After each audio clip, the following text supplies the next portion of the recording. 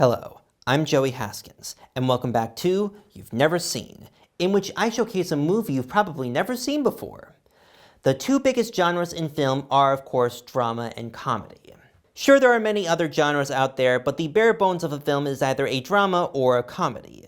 And it's very clear to tell which one is which, not just from content, but from camera position. Dramas are reliant on a lot of close-ups to see reactions and facial features from an actor's face, but comedies are mostly shot in wide angles to show the whole of a joke. This is very much the case in films by Jacques Tati.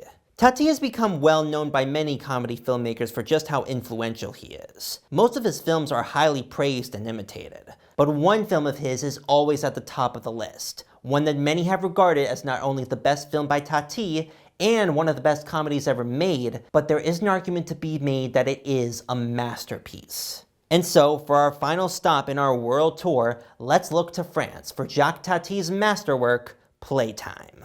Playtime is a film that puts you to work immediately. There is no real story or conflict or relation to Tati's other films. Playtime is uniquely its own thing. It follows several people in this uber-gray, over-advertised, uber-capitalist society as they trudge their way around this city, which, if you didn't see the Eiffel Tower in the background, you wouldn't know it's Paris. There are several instances in the film where there's some newfangled technology or appliance that helps people out, but either doesn't work at all or makes them look really stupid. There's this one scene where a man is selling a door that makes no sound. And I'm not talking about no sound when you close it, I mean no sound at all, not even when you knock it. It seems like a great idea, but once you think about it and see it in practice, you realize how dumb it is. That's sort of the ongoing theme in this film. Newer technology and products are seen as unreliable or overly complicated. And the people who live in this society aren't the slightest bit perturbed by it and just see it as a way of life. But you, as the viewer, can't help but look at it and realize something is wrong.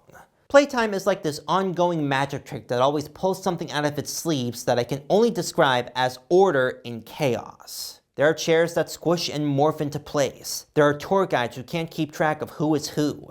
There are giant office spaces where people will go from one area to another just to get a piece of paper, wasting everyone's time, until you notice that half the people in the office spaces aren't even real people, they're cardboard cutouts. The chaos that goes on in this day-to-day routine is inconvenient, yet organized. This little town that was built for the film is like a mess that you throw inside the closet to pick up later. But when the movie shows its chaos the most is in the restaurant scene.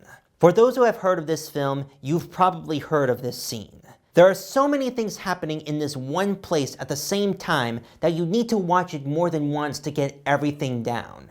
And this restaurant scene takes up pretty much half of the movie, about a good 50 minutes. It fully starts out when the people who run the restaurant are still building it when they open, so the dining room is finished, but the kitchen isn't, so all the food comes out really slow. And the waiters are messing up everywhere. They're ripping clothes, tripping on steps, bringing the wrong food to the table. The customers aren't any better though. They come in and take their seats that are already reserved. They insist on wearing their coats, which is a problem because the air conditioner isn't working, so it's going to get really hot. And although it's a reserve-only restaurant, eventually stragglers and drunks come in from off the streets and make themselves at home. It's such a chaotic mess. The moment you think it couldn't get any worse, something else happens and it gets worse. It's a huge scene that's so intricate, so detailed, so long, that it's no wonder it took 7 weeks to film everything. No other person could make this film but Jacques Tati. Still, the most notorious thing about this film was its cost, especially of this larger-than-life set. Tati has said that the cost to make this huge set cost about as much as it would have been if they hired Elizabeth Taylor or Sophia Loren for a role. So Tati was really strapped for cash, taking out several debts, and when the film underperformed at the box office, he was paying back the money for several years. Though its failure is partially to blame on Tati himself. The film was severely cut down from what was originally a 3-hour cut to just over 2 hours, which is long for a comedy.